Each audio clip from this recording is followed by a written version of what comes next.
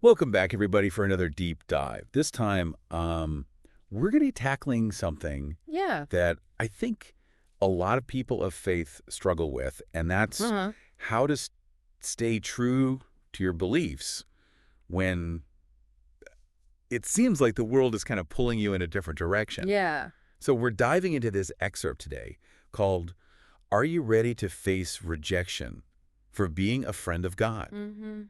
And it really gets to the heart of what it means to live Yeah. a life devoted to God, even when it's hard. It's a powerful piece. Yeah. And one of the things that really jumped out at me was how it tackles this concept of being set apart. Right. Yeah. This idea of living by a different set of values, a Yeah. different compass, Yeah. that can feel really isolating sometimes. Right. It's like you're swimming upstream. Yeah.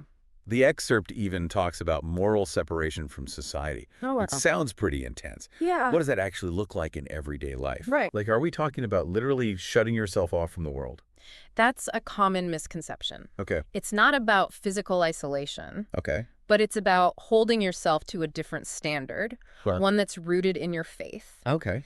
The excerpt uses a powerful image from the Bible, Okay. from 1 Kings 8:53, Mm-hmm.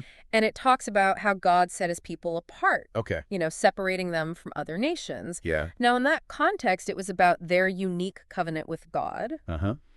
But the principle applies today. Okay. It's about recognizing that your values Right. might not always align with the mainstream, Yeah. and that's okay. So it's less about where you are physically and more about how you're choosing to live. Exactly. Yeah, one of the things that I think is really interesting is this whole idea of putting on the new man. Mm-hmm. It's like this call to a complete transformation, right? Exactly. Not just like, Yeah. changing your clothes. That's a like, deep internal shift. It's about aligning your will with God's will, uh-huh. even when it's hard. Yeah. Think of it like this. Okay. You've got these old habits, Yeah. these ways of thinking that don't serve you anymore. Yeah. Putting on the new man is about shedding those old ways Okay. and stepping into a new way of being, Yeah. one that's guided by your faith. Okay, that makes sense. But the excerpt also talks about the Apostle Paul Right? treating his body harshly Mm-hmm. to stay focused. Yeah. That sounds a bit extreme, doesn't it? It's a great question. Yeah. And it's easy to misinterpret that passage. Right. Paul wasn't advocating for self-harm. Okay. What he was talking about was the discipline Mm. it takes to resist temptation Right. and stay focused on what truly matters. Okay. It's about recognizing that following this path Yeah. requires intentionality, even sacrifice. So how can someone actually apply this in their life? Right.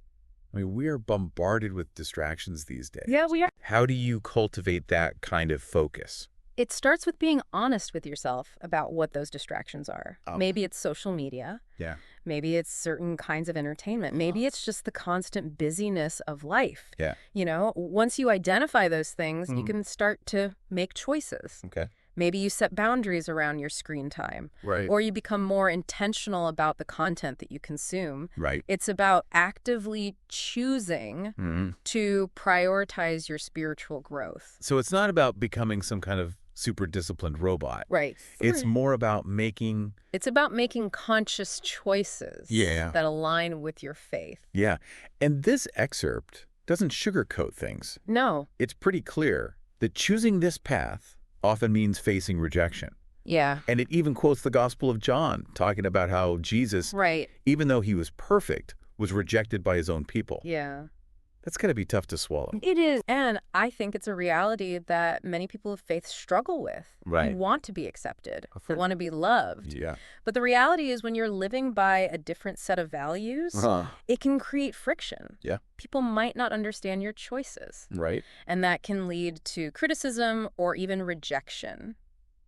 It's interesting because we often talk about love and acceptance being core values in so many faiths. Yeah. But this excerpt is suggesting that sometimes choosing to live out your faith might lead to the opposite, Yeah. to being misunderstood or Yeah. rejected, It's true. even by people you care about. Yeah. So how do you reconcile that tension? That's where I think the concept of seeking divine approval over human validation Okay. becomes so crucial. Mhm. It's about recognizing that your ultimate worth and identity come from God, not from the opinions of others. Right. And that's a powerful shift in perspective. It is. It allows you to face rejection with Uh-huh. more resilience. Okay. Because you know your value isn't tied to how other people see you. So instead of seeking validation from the world, you're finding it in your relationship with God. Exactly. That's a powerful concept. It is. But it's easier said than done right. It is a challenge. Especially in a world that's constantly telling us, Right. you need to fit in, you need to be liked, Yeah. you need to be successful, You got it. according to their definition of success. Right. Exactly. So, It's a challenge, but it's a challenge worth embracing. okay. Because when you start to seek your approval from God, Uh-huh. something incredible happens. What's that? You're no longer driven by the need to please everyone else. Right. You're free to be yourself, to live out your faith authentically, even when it's hard. And that's really what this whole excerpt is about.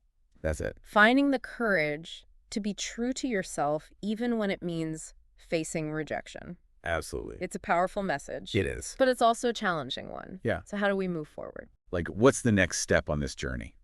Well, one of the key themes that runs through this piece Right. is this idea of holiness. Right. It's presented as this foundational principle for navigating the challenges of faith and acceptance. Okay. But what does holiness even mean in a practical sense? Right. It's not exactly a word Yeah. you hear thrown around in everyday conversation. Right. Is it about being perfect? It's not about being perfect. Okay. And it's definitely not about shutting yourself off from the world. Okay. At its core, holiness is about aligning your life with God's will, Uh-huh. about striving for purity Okay. in your thoughts, words, and actions. Okay. But how do you actually do that? Right. What does that look like in a practical sense? Yeah. Feels like a pretty tall order. It is, and it's a journey, not a destination. Okay. It's about making choices every day that reflect your values, Uh-huh. about seeking God's guidance in your decisions, and about striving to become more like Christ in the way you live your life. So it's not about checking boxes Right. or following a set of rules perfectly. No. It's more about this ongoing process of transformation, Exactly. of becoming more aligned with your faith. That's it. But how do you balance that Right. with living in the world, with having relationships with people who might not share your beliefs? Yeah. It feels like there's a tension there. There absolutely is. Yeah. And that's where this idea of being in the world but not of it comes in. Okay. It's about engaging with society, Yeah. building relationships, Right. and even enjoying the good things that life has to offer. Mm-hmm. But doing it all through the lens of your faith, Okay. it's about finding that balance Yeah. between staying true to your values and still connecting with people who might see things differently. So it's about holding on to your compass even when you're swimming upstream, right? Exactly. You're still in the river, you're still part of the world, You got it. but you're choosing to move in a different direction. And that can be challenging, It can. but it's also incredibly rewarding.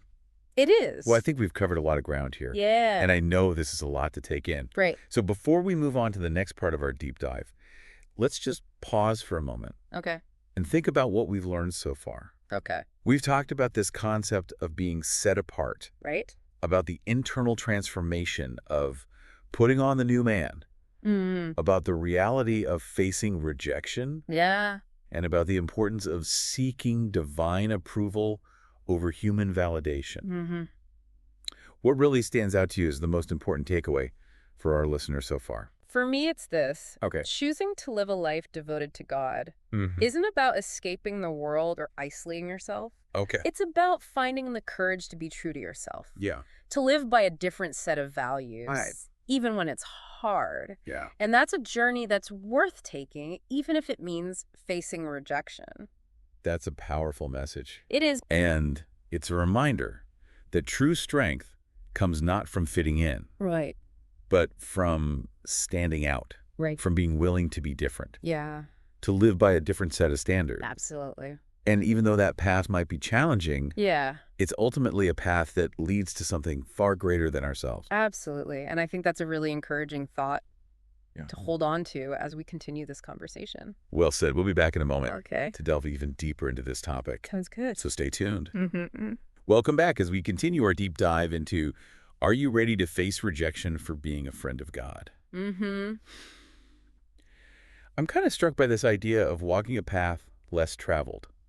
You know, Yeah.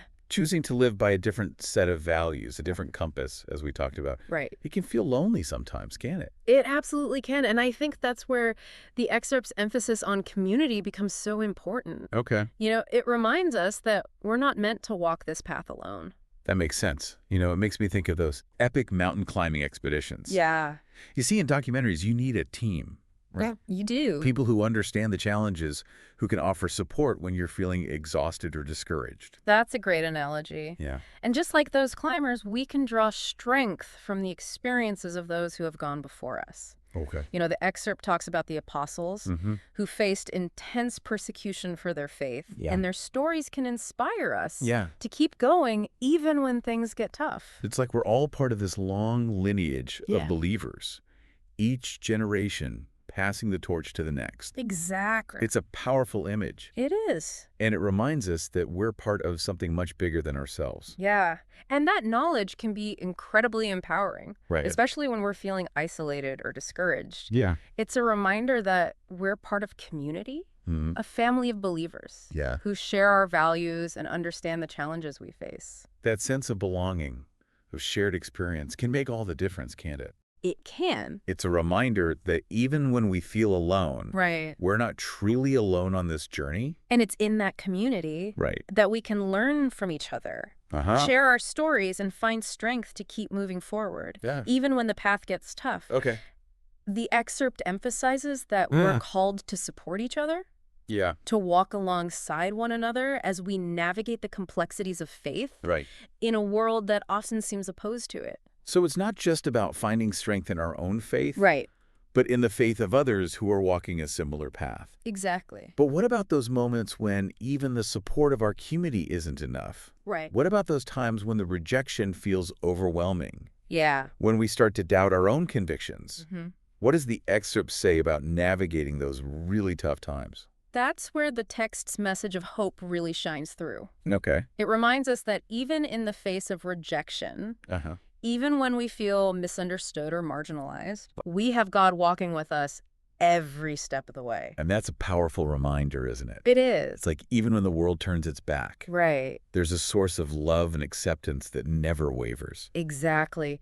And that knowledge can help us to face rejection, not with fear or defensiveness, but with a sense of courage, even invitation.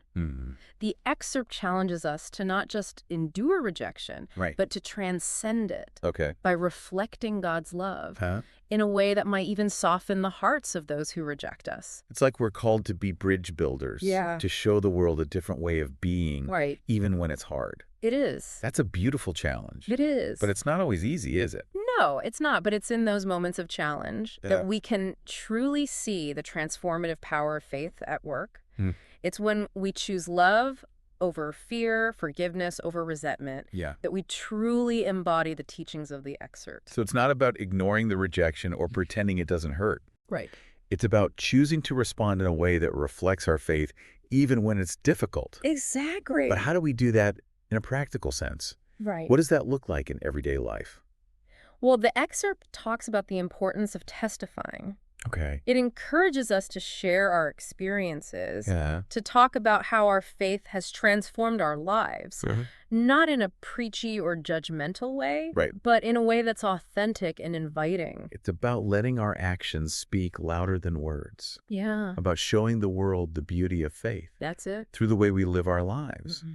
But how do we do that without coming across as self-righteous or judgmental? Yeah, that's a great question. It's a delicate balance, isn't it? It is, and I think it starts with recognizing that everyone is on their own journey.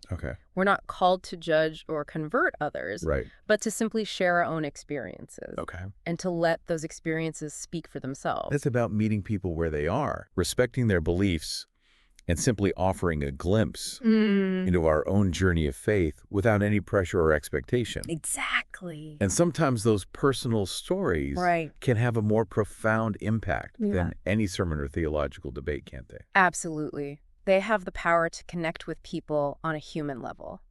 To bridge divides and to plant seeds of understanding. Yeah, it's like each of us is given a unique piece of the puzzle, a story that contributes to a larger picture of faith, hope, and love. That's a beautiful way to put it. And when we share those pieces authentically without fear or judgment, Yeah. we create something truly beautiful. We do. Something that can inspire and uplift others, even those who might not share our beliefs. Absolutely. So we've talked about being set apart, Right. about the internal transformation of putting on the new man, Mm. about the reality of facing rejection, Yeah. about the importance of seeking divine approval over human validation. Mm. We've also touched on the power of community Right. and the importance of sharing our stories. Yeah. What stands out to you as the most crucial takeaway for our listener today? For me, it's this: choosing to live a life devoted to God will inevitably lead to moments of friction with the world around us. Right. But rather than seeing that friction as a sign of failure, Okay. we can embrace it as an opportunity. Yep. It's a chance to live out our beliefs Yeah. with courage and conviction, to show the world a different way of being, Right. a different way of loving, a different way of finding hope and meaning. It's about not just surviving rejection, but transcending it. Exactly. It's about letting our light shine so brightly that it illuminates even the darkest corners of the world. Absolutely. And that's a challenge that's worth embracing, even when it's hard. Well said. We'll be back after a short break to wrap up our deep dive Okay. into what it means to be a friend of God in a world that doesn't always understand. Sounds good. Stay with us. And we are back, and I wanted to pick back up on this idea that you mentioned before about seeing rejection as an opportunity. Right. It's a really powerful way It is. to reframe these challenges that can come with living this faith-centered life. It's easy to get caught up in the hurt and the frustration of Okay. feeling misunderstood or rejected. Yeah. But I think when we shift our perspective and we start to see those moments as opportunities Okay. to show the world a different way of being, Right. it can be incredibly empowering. So it's about choosing to respond with love and compassion, Yes. even when we're faced with negativity or judgment. Exactly. But how do we cultivate that kind of resilience? How do we stay grounded in our faith when the world's kind of pulling us Yeah. in so many different directions? I think it comes back to what we were talking about earlier about seeking divine approval over human validation. Right. You know, when our sense of worth is rooted in our relationship with God, Mm. we're less swayed by the opinions of others. Right. We're free to be ourselves, to make choices that align with our faith, even if those choices aren't popular. It's like we're drawing strength from a deeper well, Yes. a source that can't be depleted by the ups and downs of everyday life. Exactly. But let's be honest, it's not always easy to access that well, is it? It's not. There are times when doubt creeps in, Right? when we question our own convictions, Yeah. when we wonder if it's all worth it. Sure. What do we do in those moments? Those moments are inevitable. Yeah. We all go through them. Okay. But I think it's important to remember that doubt doesn't negate faith. Okay. It can actually strengthen it. How so? When we wrestle with our doubts, Uh-huh. when we honestly grapple with the tough questions, Okay. it can lead to a deeper understanding of our faith and a more profound connection with God. So it's about embracing those moments of questioning and uncertainty Yes. rather than trying to suppress them. Right. It's about allowing ourselves to be vulnerable, Exactly. even in our faith. Vulnerability is often seen as a weakness, Right. but I think it's actually a source of strength. Okay. You know, when we're willing to be honest about our struggles, Yeah. about the things we're wrestling with, it opens us up to a deeper level of connection, Okay. both with God and with each other. That makes sense. Is Yeah. it those cracks Yeah, in a pottery piece that allow the light to shine through? I love that image. Yeah. And I think it speaks to the transformative power of faith. Uh-huh. You know, when we allow ourselves to be broken open, Mhm. when we surrender our need to be perfect, Yeah. it allows God to work in us in ways we could never imagine. So as we wrap up this deep dive Yeah. into the challenges and rewards of living a life devoted to God, what's the one message we want to leave our listener with today? You are not alone. This journey is not meant to be traveled in isolation. Okay. You are part of a community, Right. a lineage of believers who have faced similar challenges and emerged stronger. And you have a God who loves you unconditionally and walks with you every step of the way, even in those moments when you feel lost or uncertain. It's a beautiful reminder that even when the path gets rough, Yeah. even when the world seems to turn its back, Right. there's a source of strength, hope, and purpose that's always available to us. And as we conclude our conversation, I want to leave our listener with this. Okay. A final thought-provoking question to ponder. Okay. If being set apart is about reflecting a different set of values, Hmm. how can you make those values visible in a way that invites understanding rather than rejection? Hmm. How can you be a bridge builder, a beacon of hope, and an example of love in a world that desperately needs it? That's a powerful question, and one that I hope our listeners will continue to wrestle with Me too. long after this deep dive is over. Thank you for joining us today. It was my pleasure. Really appreciate your insight. Thank you. And to our listeners, as always, keep seeking, keep questioning, and keep shining your light. Absolutely. The world needs it more than ever. It does.